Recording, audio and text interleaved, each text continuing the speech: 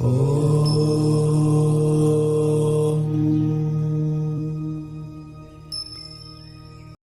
की दौलत। श्याम ने अपना सब कुछ, पैसा, उसके बेटे बेटियां, उनकी पढ़ाई, शादी और उनके लिए अच्छे घर बनाने में खर्च कर दिया।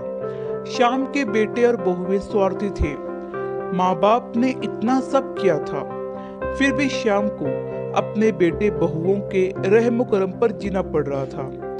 उन दोनों को बेटों और बहुओं से बहुत ज्यादा हीनता और अपमान का बर्ताव मिलता था। अचानक एक दिन श्याम की मृत्यु हो गई। इस वजह से वो तो बेचारा इस दर्द से मुक्त हो गए, पर गंगा मात्र अकेली रह गई। गंगा ऐसे ही उदास मन स्थिति में मंदिर गई। वहां उसे उनकी बचपन की सहेली शांता मिली। उसे देखकर उसे अच्छा लगा। गंगा को उदास देखकर शांता ने गंगा से उसकी उदासी का कारण पूछा। गंगा ने अपने दुखी जीवन का सभी विवरण बताया। वह सब सुनकर शांता ने उसे गुप्त में कुछ तो कहा। वो सभी सुनकर गंगा को थोड़ा सा आधार मिला। दूसरे दिन सुबह जिस प्रकार शांता के बताए अनुसार शांता एक बैग लेकर गंगा के पास गई और वो जैसे पहली बार ही मिल रही हो ऐसा बर्ताव किया। शांता ने गंगा को गले लगा लिया। गंगा ने शांता को पूछा, शांता, तुम यहाँ हमारे गांव में कब आई और किसके घर ठहरी हो? गंगा के दोनों बहू गंगा की आवाज सुनकर तुरंत अंदर से बाहर आई। उन दोनों को देखकर शांता बोली, अरे मैं दूसरे घर पर कहाँ रहूं? हम दोनों मौसेरी बहनें हैं, तो भी सगी बहनों से ज्यादा हमारा रिश्ता अटूट है। मुझे जीजाजी गुजर गए मालूम पड़ा, इसलिए मैं तुम्हें मिलने के लिए आई और भेंट देने के लिए आई हूँ। पहले दिन तय किए अनुसार गंगा बोली, शांता, तुम मुझे मिलने के लिए आई यह सुनकर बहुत अच्छा लगा, पर तुम मुझे भेंट देने के लिए कुछ लाई हो, उसका अर्थ मुझे कुछ समझ में नहीं आया। शांता जानबूझकर रोने का सुर निकालकर बोली, अरे गंगा, मुझे पता है कि आप दोनों ने तुम सभी पैसा बेटे बेटी की पढ़ाई, शादी और उनके लिए अच्छा घर बनाने के लिए खर्च कर डाले। आप दोनों ने खुद के लिए कुछ भी नहीं रखा। यह सब ठीक है क्योंकि आपके बेटे और बहुएं सभी अच्छे हैं, इसलिए वो तुमसे प्यार का बर्ताव करते हैं, तुम्हें अच्छे से संभालते हैं, इसका मुझे पूरा भरोसा है। लेकिन हमारे यहाँ पर सब उल्टा है। हमारी आर्थिक परिस्थिति अच्छी होकर भी बेटे पढ़े लिखे नहीं। इस वजह से वह कोई भी उद्योग धंधा करते नहीं हैं। उनको सिर्फ बैठकर खाना आता है। अमीर हैं, इस वजह से उनकी शादी भी हो गई, परंतु उनकी पत्नियां हम दोनों को बार बार अपमान करती रहती हैं और मेरे बच्चे वह देखकर भी कुछ नहीं बोलते। फिर शांता आंखें पोंछने का नाटक करती है और वो आगे बोली, अभी ऐसी परिस्थिति में हम दोनों को जिनकी इच्छा भी नहीं होती और अब हमारी जिंदगी भी कितनी बची है, इसलिए मैंने ये तय किया है कि मेरे पति का नजदीकी कोई भी नहीं है और तुम्हारे सिवाय मेरा कोई भी नहीं है। इसलिए सब पैसा बेटों को देने के बजाय तुम्हें आधे पैसे दे दूं।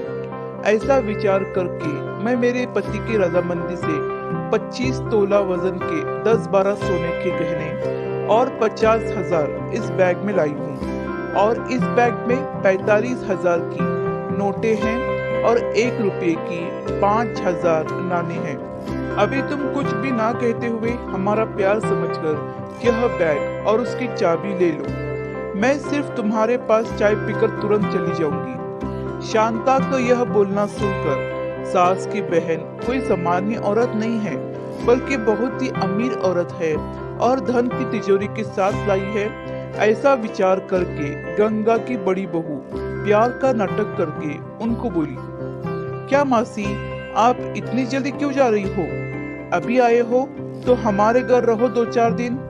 आपके बेटे और बहू भी नई पीढ़ी के हैं, इस वजह से आप उनकी तरफ ध्यान मत दीजिए।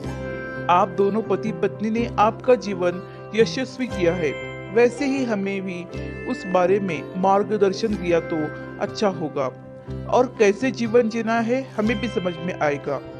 तभी शांता उसे बोली, मेरे पति के दोस्त आज प्लेन से रात को 12 बजे हमारे घर आने वाले हैं, इस वजह से मुझे जाना होगा। हर एक मनुष्य को जिंदगी में ऐसा प्रसंग आता ही है कि जिसकी वजह से उसकी आंखें खुलती हैं और वह मनुष्य समझदार होगा तो उसे मार्ग दिखता ही है। ऐसा बोलकर शांता चाय पीकर वहां से चली गई। शांता के जाने के बाद गंगा के दोनों बेटे और बहुएं उससे बहुत अच्छा बर्ताव करने लगे, बहुत प्यार और देखभाल करने लगे। गंगा खाना खाने के बाद रात को अपने रूम में जाकर दरवाजे को कुंडी लगा देती और शांता ने दिए हुए पैसे पत्थर पर पीट पीट कर बजा बजा कर गिनती। नाणों की आवाज रात के समय स्पष्ट उनके बेटे और बहू को सुनाई देता था और उनका गंगा के प्रति प्यार और भी ज्यादा बढ़ने लगा। ऐसा 5-6 महीने तक चलता रहा, लेकिन पैसे गिनने का काम मात्र खत्म नहीं हो रहा था और ये सिलसिला गंगा ने अपने मरने तक चालू रखा। गंगा के आखिरी 6 साल खुशियों में बीते, परंतु एक दिन अचानक गंगा की भी मृत्यु हो गई। उसके जाने के बाद रिवाज और लोक लाज के लिए उसके बहुओं और बेटों ने आंसू बहाए। फिर उन्होंने शमशान से आने के बाद तुरंत माँ के रूम में जाकर उस बैग का ताला खोला और क्या उनको धक्का लगा, क्योंकि उसमें सिर्फ पुराने समाचार पत्र, 4-5 वजनदार पत्थर और सिर्फ 1 रुपये का सिक्का था। वो रुपया भी पत्थर पर पीटने पर पूरी तरह से खराब हो गया था। यही तो गंगा की दौलत थी जिसके लालच में आकर उसके बेटे और बहुओं ने उसके साथ अच्छा व्यवहार किया था। आशा करती हूँ कि कहानी आपको पसंद आई होगी। इस कहानी पर आपकी क्या राय है हमें कमेंट करके जरूर बताइए। कहानी पसंद आई हो तो लाइक और शेयर करना बिल्कुल भी ना भूलिए। चैनल पर नए हो तो चैनल को सब्सक्राइब जरूर कीजिए। कहानी सुनने के लिए आपका बहुत बहुत धन्यवाद।